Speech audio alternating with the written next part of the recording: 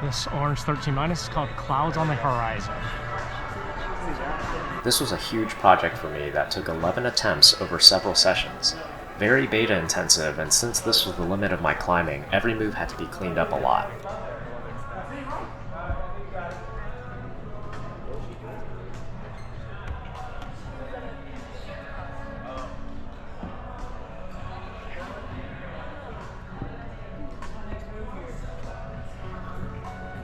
This wasn't really a practical rest since there wasn't much to be regained yet.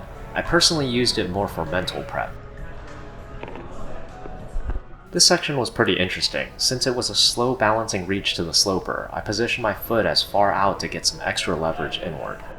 Once established on the sloper, I set an inside toe hook to stabilize enough to bump my right hand around the arete for a compression. This move gave me some trouble in the earlier attempts, but I had since found a micro feature around the arete that gives me enough texture to pull my body in.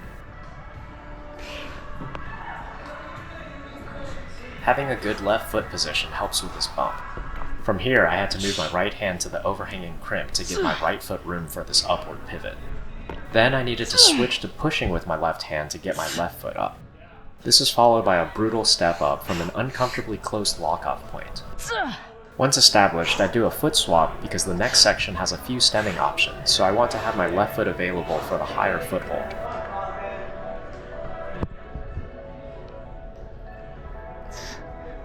This position is not good for resting. The side pull is too rounded and the left crimp is too close.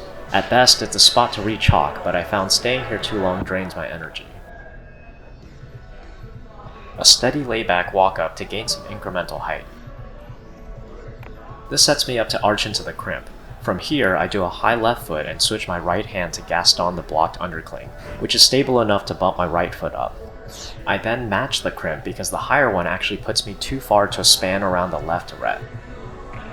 There's a micro feature on the wall here. Using that in conjunction with a light toe hook on the earlier side pull allows for an easier bump to the next crimp. This foot is pretty terrible, but you just have to trust it for this dead point.